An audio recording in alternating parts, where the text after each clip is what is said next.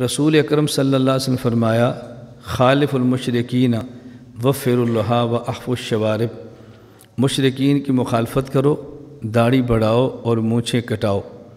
ہم کہتے ہیں کہ داڑھی مٹھی مستحب ہے اور مٹھی کے بعد تراش دینی چاہیے۔ بعض لوگ کہتے ہیں نہیں مٹھی نہیں بلکہ اس کو بڑھانا چاہیے۔ کیوں بڑھانا چاہیے؟ اس لیے کہ اللہ کے نبی فرماتے ہیں کہ وفر اللحیٰ، داڑھی بڑھاؤ۔ اس میں یہ نہیں کہ کتنی رکھو بلکہ بڑھاتے جاؤ۔ ہم کہتے ہیں اس حدیث کو نقل کرتے ہیں حضرت عبداللہ بن عمر رضی اللہ عنہما، اور یہ روایت صحیح بخاری میں ہے۔ حضرت عبداللہ بن عمر رضی اللہ تعالیٰ عنہما کا اپنا عمل کیا تھا؟ امام بخاری فرماتے ہیں وَكَانَ ابْنُ عُمَرَ إِذَا حَجَّ أَوْ اعْتَمَرَ قَبَضَ عَلَى لِحْيَتِهِ فَمَا فَضَلَ أَخَذَهُ، کہ اپنی جب حج عمرہ پر مدینہ منورہ سے مکہ مکرمہ جاتے اور ظاہر ہے کچھ دنوں میں داڑھی بڑھ جاتی، آپ اپنی داڑھی کو یوں مٹھی میں لیتے اور جو مٹھی سے بڑھ جاتی آپ اس کو تراش دیتے۔ اب صحابی اگر نقل کرتا ہے داڑھی بڑھاؤ اور اس کا عمل مٹھی تک ہے، اس کا معنی ہے کہ اتنی بڑھاؤ کہ مٹھی تک ہو جائے، اتنی بڑھاؤ کہ مٹھی تک ہو جائے۔ یہ ہے ما انا علیہ و صحابی، کہ دین مجھ سے لو اور پھر دین کا معنی میرے صحابہ سے، دین میرا ہوگا، معنی میرے صحابی کا لینا، چونکہ صحابی اللہ کے نبی سے سمجھ کے بات کر رہا ہوتا ہے۔ حدیث پاک میں ہے لا صلاۃ لمن لم یقرأ بفاتحۃ الکتاب، کہ جو شخص فاتحہ نہ پڑھے اس کی نماز نہیں ہوتی۔ اب یہ جو فاتحہ نہ پڑھے یہ کس کے لیے ہے؟ اس سے مراد امام ہے، مقتدی ہے، اکیلا ہے۔ جابر بن عبداللہ رضی اللہ تعالیٰ عنہ صحابی ہیں، وہ فرماتے ہیں ان ھذا اذا کان وحدہ، یہ اس شخص کے لیے جو اکیلا نماز پڑھتا ہے، اگر وہ فاتحہ نہیں پڑھے گا تو اس کی نماز نہیں ہوگی۔ اب یہ حدیث اپنی جگہ پر ٹھیک ہو گئی، اور من کان لہ امام فقراۃ الامام لہ قراۃ اپنی جگہ پر ٹھیک ہو جائے گی۔ تو یہ معنی مان علیہ و صحابی کہ حدیث میری ہوگی اور تشریح میرے صحابی کی ہوگی۔ ایک شخص نے مجھے فون کیا اور کہنے لگا کہ جنازے کے فوراً بعد آپ دیوبند والے دعا نہیں مانگتے، جبکہ حدیث پاک سے ثابت ہے۔ میں نے پوچھا حدیث کی کون سی کتاب ہے؟ کہا جی مشکوٰۃ شریف کتاب الجنائز۔ میں نے پوچھا کہ حدیث آپ کے سامنے ہے؟ کہتا ہے نہیں۔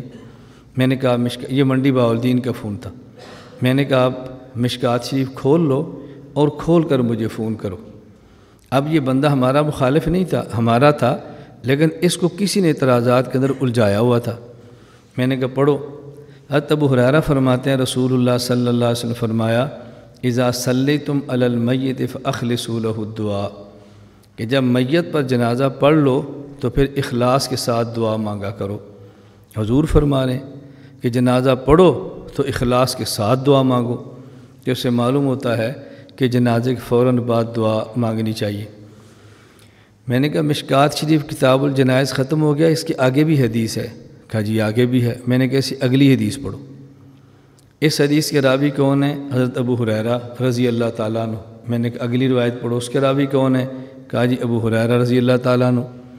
اب اگلی حدیث میں کیا ہے؟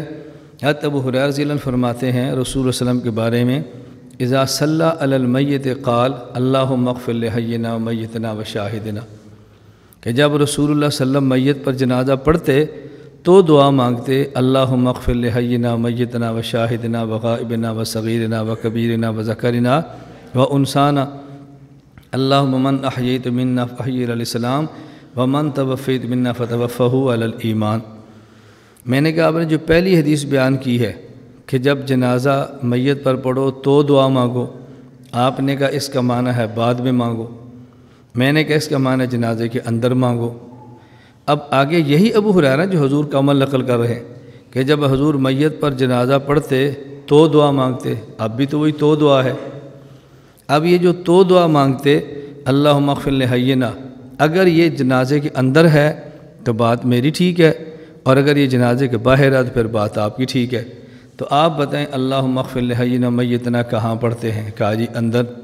میں نے کہا بات سمجھ آ گئی ہے؟ کہا جی سمجھ آ گئی۔ اب یہ ہے ما انا علیہ و صحابی، کہ نجات پانے والا طبقہ وہ ہوگا جو حدیث میری لے گا اور پھر معنی میرے صحابی سے لے گا، سنت میری ہوگی اور سمجھے گا میرے صحابی سے۔ یہ ہم معنی کیوں کرتے ہیں کہ سنت کا معنی ہی ہوتا ہے الطریقۃ المرضیہ المسلوکۃ فی الدین، ایسا طریقہ جو پسندیدہ بھی ہو اور اس پہ لوگ چلے ہوں، ایسا راستہ ہو۔ اس لوگ سے مراد کون ہیں؟ رسول اکرم صلی اللہ علیہ وسلم کے صحابہ۔